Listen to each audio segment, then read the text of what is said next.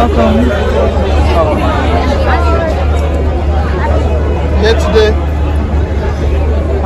So please, sir. So you're welcome, sir.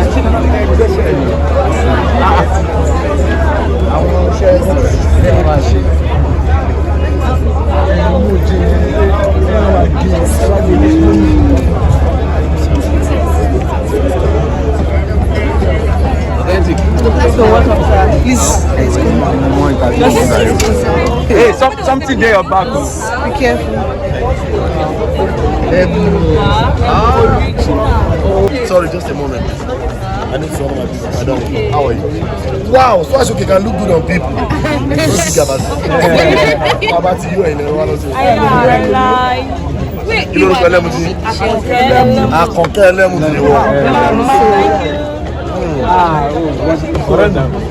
kí ló ṣẹlẹ̀? Ó ga ọ̀. Ọ̀wẹ̀ ṣáṣọ òjìlẹ̀ rẹ̀ ẹ wá lọ́dún.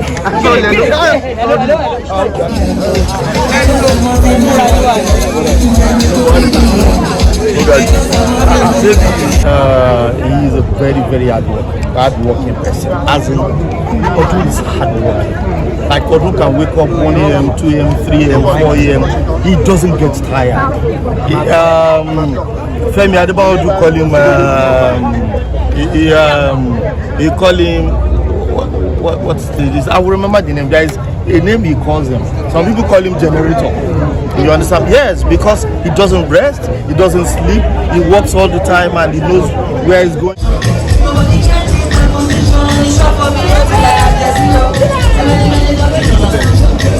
Oh go, go, oh go. Are you ready? What did they call me? Oh go.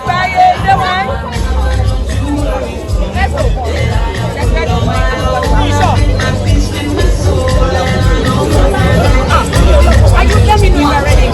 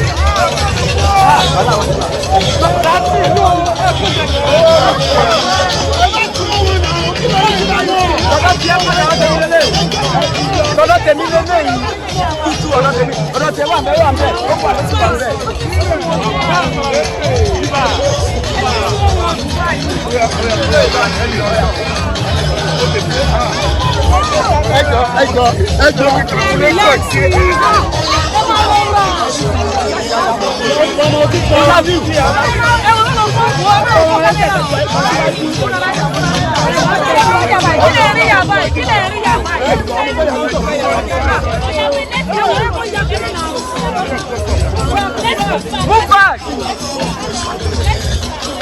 Hey, come on! Hey! Baba!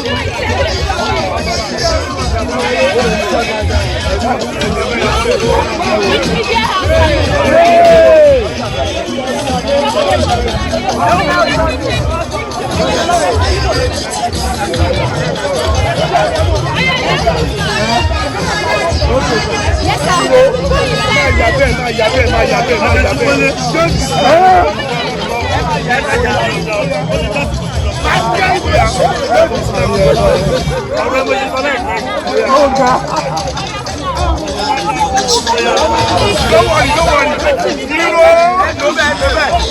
Only guy go back.